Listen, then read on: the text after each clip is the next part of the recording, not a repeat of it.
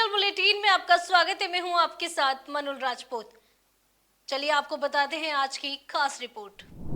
राज्य सरकार और माननीय मुख्यमंत्री श्री भजनलाल जी शर्मा का श्री विश्वकर्मा कौशल विकास बोर्ड को स्पष्ट निर्देश है कि बेरोजगार युवाओं को रोजगार उपलब्ध कराए, उन्हें सशक्त बनाए और राज्य को सुदृढ़ बनाए। इसके लिए हाल ही में श्री विश्वकर्मा कौशल विकास बोर्ड की गवर्निंग बैठक द्वितीय बैठक जालाना जयपुर स्थित कार्यालय में हुई थी, जहां पर अध्यक्ष माननीय श्री रामगोपाल जी सुथार ने अध्यक्षता की थी। उनसे आज वो हमारे साथ हैं, उनसे जानते हैं कि वो किस तरह से विकास बोर्ड को लेकर क्या योजनाएं रखते हैं, क्या उनका विजन है। बताइए सर। हमारे यशस्वी मुख्यमंत्री माननीय भजनलाल जी, जिन्होंने स्पष्ट रूप से घोषणा की है कि हम हर साल 1 लाख बेरोजगार युवाओं को रोजगार देने का काम करेंगे और इसी संकल्प को हम पूरा करने के लिए कटिबद्ध हैं। और निश्चित रूप से आपने देखा, हमने भी श्री विश्वकर्मा कौशल विकास बोर्ड की द्वितीय गवर्निंग बोर्ड की बैठक की है। और हमारा बोर्ड वैसे जो एडवाइजरी बोर्ड नहीं है, हमारा बोर्ड पूरा गतिशील बोर्ड है। इसमें हमने पहले मीटिंग में भी कुछ प्रस्ताव लिए और दूसरी मीटिंग में हमने एक व्यापक स्तर की एक योजना तैयार की, एक प्रस्ताव तैयार किया, जिसमें हमने कम से कम 500 कास्ट काम करने वाले लोगों को और 3500 राजमिस्त्री, मुख्यमंत्री राजमिस्त्री योजना का एक प्रस्ताव लेकर के सीएम साहब से हम मिले हैं और उसके संदर्भ में हमारी काफ़ी चर्चाएं हुई हैं। और निश्चित रूप से मुख्यमंत्री जी इस बात के लिए पूरी तरह से, जैसा कि आपने देखा कल शिक्षक दिवस के अवसर पर भी मुख्यमंत्री जी ने स्पष्ट रूप से घोषणा की थी कि हम 3 महीने की ट्रेनिंग देकर बड़ी संख्या में लोगों को रोजगार देने का काम करेंगे।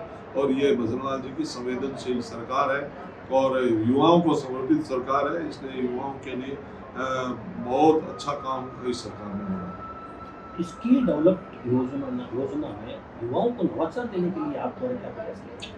देखिए, स्किल का एक व्यापक स्तर है, चाहे वो शैक्षिक स्तर पर हो, चाहे मेडिकल स्तर पर हो, चाहे लैंग्वेज हो। अभी हम इस दिशा में भी काम कर रहे हैं कि हमारे यहाँ राजस्थान के कुछ लोगों को विदेशी लैंग्वेज सिखा करके और हम जर्मनी, जापान ऐसे देशों में भेजने का काम भी हम सोच रहे हैं, हमारे प्रस्ताव में है।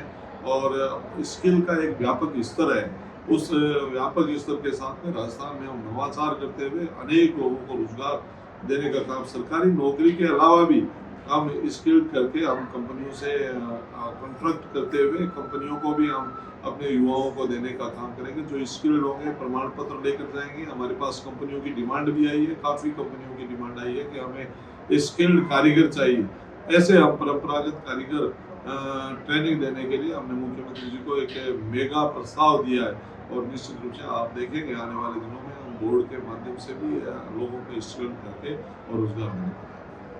आप द्वारा देखा जा रहा है कि जब से आप विकास बोर्ड के अध्यक्ष बने हैं, विभिन्न जिलों का दौरा कर रहे हैं, वहाँ की जो स्किल डेवलपमेंट को लेकर, कौशल विकास को लेकर जो कार्य हो रहे हैं, उन पर गहनता से निरीक्षण कर रहे हैं। कैसा आपको महसूस होता है कि राजस्थान में विपुल संभावनाएं हैं और विकास की, इस बारे में राजस्थान आपने देखा नहीं कि राजस्थान अभी राइजिंग राजस्थान पहले ही वर्ष में राइजिंग राजस्थान हुआ है और काफ़ी कंपनियों से MOU भी हुए हैं और 35 लाख के MOU है। ये बहुत बड़ी बात है और इस तरह से ये राजस्थान में एक नया राजस्थान, एक शाइनिंग राजस्थान, एक विकसित राजस्थान बनने जा रहा है। और निश्चित रूप से सब में हम सब लोग सहभागी होकर के मुख्यमंत्री के साथ में कदम से कदम मिलाकर सभी डिपार्टमेंट के मंत्रीगण, सभी विधायकगण, हम सब मिलकर के निश्चित रूप से इस राजस्थान को आगे ऊंचा करने में, आगे बढ़ाने में, देश में समूचे स्थान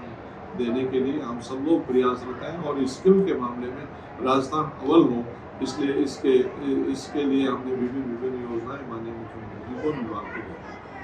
तो इस तरह से रामगोपाल जी सुथार ने बताया कि विकास की योजनाओं को लेकर हम कटिबद्ध हैं।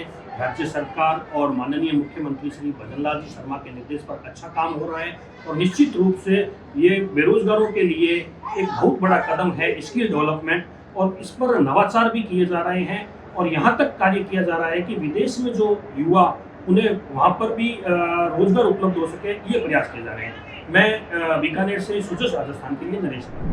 सुजस बुलेटिन में फिलहाल के लिए इतना ही। तब तक के लिए दीजिए मुझे इजाजत। धन्यवाद।